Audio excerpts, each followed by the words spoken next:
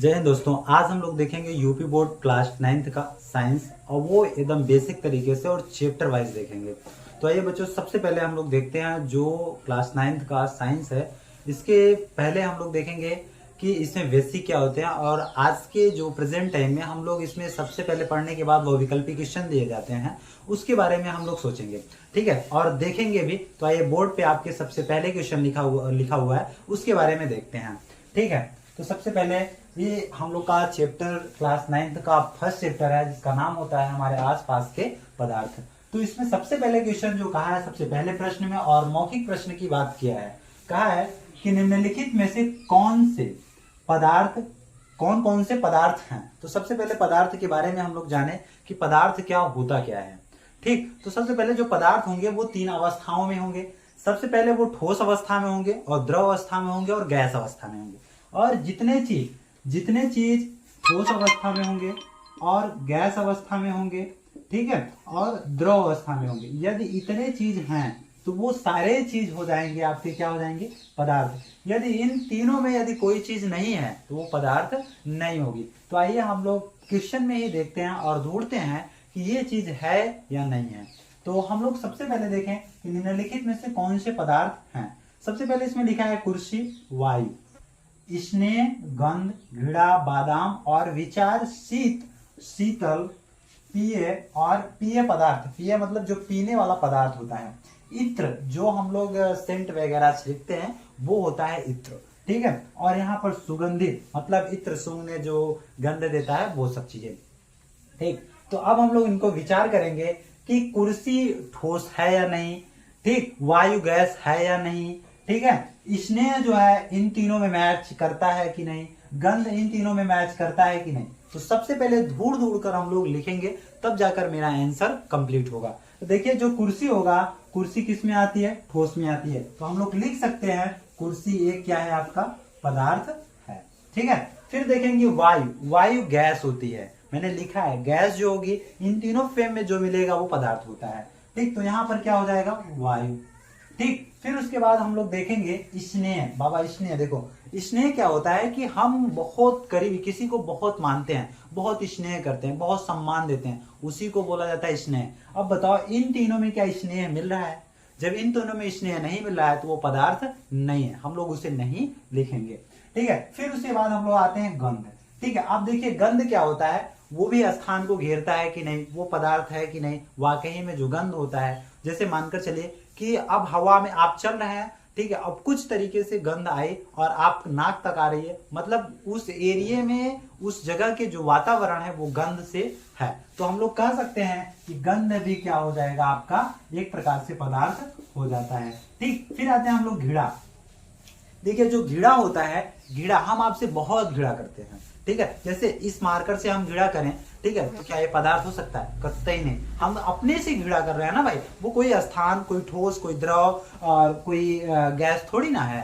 ठीक, इस वजह से वो क्या हो सकता है, वो पदार्थ नहीं हो सकता। तो हम लोग क्या करेंगे, घृणा पदार्थ नहीं हो सकता। ठीक, फिर देखेंगे बादाम। देखो बादाम वगैरह जो देखो, ये एक प्रकार से फल में आ जाता है। ठीक है, ये ऑलरेडी क्या होता है, ये बादाम जो होगा ये ऑलरेडी पदार्थ है।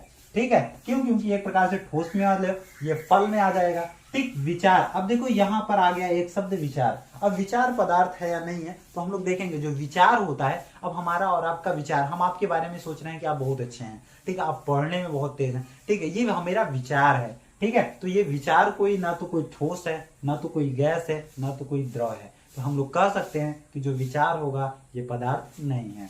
ठीक है, फिर आते हैं हम लोग शीत। अब देखिए शीत, जैसे गर्मी, ठंडी, ठीक है, उसके बाद बरसात का मौसम, तो ये सब चीज आते हैं। तो हम लोग क्या कहेंगे कि देखो ये मौसम जब आएंगे, ये शीतलता आएगी, तो शीत भी एक प्रकार से क्या हो सकता है, पदार्थ में आ सकता है, और शीतलता भी ये भी आ सकता है। ठीक है, बात समझ गए कि नहीं। फिर वो पेय पदार्थ, तो लिख सकते हैं इसमें शीतलता, शीतल, फिर उसके बाद पेय में, और पेय में पदार्थ, जैसे पेय पदार्थ कुछ भी हो जाएगा, पेय पदार्थ यहाँ लिख दो तो समझ में आ जाएगा अच्छे से आपको। ठीक है, पेय पदार्थ हो जाएगा। ठीक, अब देखो इत्र पदार्थ है या नहीं है। तो इत्र जो होता है ये पदार्थ होता है। जैसे मानकर चलिए हम लोग रोड पे खड़े होते हैं और कोई 2 चक्के बाइक से गुजर रहा होता है, तो देखो वो परफ्यूम को मारता है, तो परफ्यूम को मारने के बाद जैसे वो आगे गुजरता है, देखो वो परफ्यूम क्या होता है, बहुत इत्र बहुत महकता है। ठीक है, महकने के बाद वो क्या होता है, उस जगह की पूरी स्थान को क्या कर देता है, वो घेर लेता है। तो हम लोग कह सकते हैं कि इत्र भी एक प्रकार से पदार्थ होता है। नहीं समझ में आता है तो जैसे मानकर चलिए कि कोई कमरा है, कोई घर है, उसमें अगरबत्ती को सुलगा दी गई है, तो देखो वो पूरे जगह वो स्थान को घेर लेता है। आप यहाँ रहोगे तो महकेगी, बाहर जाओगे तो महकेगी। तो हम लोग कह सकते हैं कि ये जहां तक उसका वातावरण होगा वहां तक वो महकेगा। तो हम लोग कहेंगे कि इत्र भी एक प्रकार से क्या है भाई, आपका पदार्थ होता है। तो यहां तक आप समझ चुके होंगे कि पदार्थ किसे कहते हैं। तो आप इसे अब नोट करें, ये आपका ये आंसर होगा। अब हम लोग चलते हैं दूसरे वाले क्वेश्चन पे, फिर उसमें देखेंगे कि आपको अच्छे से समझ में आएगा। बच्चों अब हम लोग देखेंगे, इसका पहला क्वेश्चन मौखिक वाला कर चुके थे, अब हम लोग देखेंगे क्वेश्चन नंबर दूसरे को। तो ये क्वेश्चन को अच्छे से पढ़ते हैं, फिर उसके बाद अच्छे से हम लोग समझते हैं। ठीक, क्वेश्चन नंबर दूसरा मौखिक में कहा है कि निम्नलिखित प्रेक्षण के कारण बताइए गर्मा गर्म खाने की गंध कई मीटर दूर तक ही आपके पास पहुंच जाती है, लेकिन ठंडे खाने की महक आपको उसके पास तक जाना पड़ता है। तो आप जब पूड़ी खाने जाते होंगे तो आपको गर्म खाने तो स्वादिष्ट से पता चल जाता होगा कि पनीर वहां पर रखे है, ठीक है। तो पर यहाँ पर आपको यही तो पता करना है कि ये कारण क्या होते हैं कि जो गर्म खाने हमको तुरंत महसूस हो जाते हैं पर ठंडे खाने महसूस नहीं होते। तो आइए चलकर देखते हैं अच्छे से। इसमें दिया है गर्मा गर्म जो खाने के कण होते हैं वो उसमें गतिज ऊर्जा होती है। कैसी ऊर्जा होती है? गतिज ऊर्जा होती है। क्यों? क्योंकि ठंडे की अपेक्षा गर्म में जो उसके वातावरण जो क्लाइमेक्स जो हवा होती है वो गर्म होती है और बहुत हल्की होती है। इस वजह से वो गतिज ऊर्जा में कन्वर्ट हो जाती है। किसमें कन्वर्ट होगी? गतिज ऊर्जा में कन्वर्ट हो जाएगी और ज्यादा होती है, बहुत ज्यादा होती है। आप जर भी जाएंगे उस भाप से, ठीक है। इस वजह से गर्मा गर्म खाने की गंध कई मीटर दूर तक पहुंच जाती है, लेकिन ठंडे खाने की महक हमें लेने के लिए उसके पास जाना पड़ता है, ठीक है। तो जब हम लोग को गर्मा गर्म खाने होंगे उसमें गतिज ऊर्जा होगी और गतिज ऊर्जा बहुत ज्यादा होगी, ठीक है। ये बहुत दूर तक जाएगी कि फलनवा क्या है, ये चीज बन रहा है, ठीक है। पर ठंडे खाने के लिए उसके घर में मुझे चूल्हे के पास जाना पड़ेगा, तब जाकर मुझे समझ में आएगा कि वाकई में इसके यहाँ क्या बना है। तो आपको वीडियो ये अच्छी लगी होगी। हम साइड होते हैं, आप एक स्क्रीनशॉट लीजिए, फिर हम लोग देखते हैं मौखिक क्वेश्चन के दूसरे क्वेश्चन को और एक अच्छे अंदाज में। बच्चों हम लोग देखेंगे क्वेश्चन नंबर 3, क्वेश्चन नंबर 2 को कर चुके, वो भी मौखिक के तरीके से, ठीक है। इसमें दिया है तीसरे वाले में स्विमिंग पूल में गोताखोर पानी काट पाता है, इसे पदार्थ में कौन सा गुण प्रेक्षित करता है। मतलब जो स्विमिंग पूल होता है उसमें जो गोताखोर जो तैराक होते हैं वो पानी को तैर कर कैसे ऐसे तैर करके ये कैसे, ठीक है। स्विमिंग पूल में पानी के कण बहुत दूर दूर होते हैं। जो स्विमिंग पूल होता है उसमें पानी के जो कण होते हैं ये बहुत दूर दूर होंगे। कहाँ होंगे भैया? बहुत दूर दूर होंगे। और इसी वजह से उसमें आकर्षण बल बहुत कम लगता है। इसी वजह से उसमें आकर्षण बल क्या होता है? बहुत कम लगता है, ठीक है, कम लगता है। और इसी कारण से गोताखोर जो होता है पानी काट पाता है या तो तैर पाता है। बात समझ गए कि नहीं? या तो उस पानी को काट पाता है या तो वो पानी में तैर पाता है। तब जो पानी के कण दूर दूर होंगे तो वैसे ऐसे करेगा, वो आगे जाएगा और पानी के कण कहाँ जाएंगे? पीछे जाएंगे, ठीक है। आपको नहीं समझ में आया तो जैसे आप पानी होगा, ठीक है, मानकर चलो कि एक बीकर में यहाँ पर आप पानी ले लिए, ठीक है, और बीकर में पानी लेने के बाद यहाँ H2O डाल दिए और इसी में आप नमक डाल देंगे तो देखो इसके आयतन में कोई परिवर्तन नहीं होगा और इसी में जाकर नमक क्या हो जाएगा? घुल जाएगा। इसी वजह से कहते हैं, और घुलता तभी जब इससे पानी के कण खाली होंगे तभी, ठीक है, नहीं तो घुलता नहीं। तो इसी के कारण हम लोग अभी आगे देखेंगे। तो यहाँ तक आपको बात समझ में आ रही होगी, ठीक है, आ भी गई होगी। अभी हम मिलते हैं हम लोग नेक्स्ट क्वेश्चन पे। अब देखिए इसको स्क्रीन बच्चों क्वेश्चन नंबर हम लोग 3 तक आराम से देख चुके हैं। अब हम लोग क्वेश्चन नंबर देखते हैं 4 को।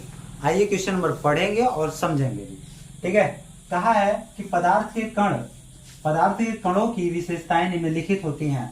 तो पूछा है कि पदार्थ के जो कण होते हैं उसकी जो विशेषताएं कैसी होती हैं, निम्नलिखित होती हैं। तो उसके बारे में हम लोग देखते हैं कैसे इनकी विशेषताएं जो होती है वो निम्नलिखित हो सकती हैं बच्चों, ठीक है। कि पदार्थ के कण के बीच रिक्त स्थान जो होते हैं वो खाली होते हैं।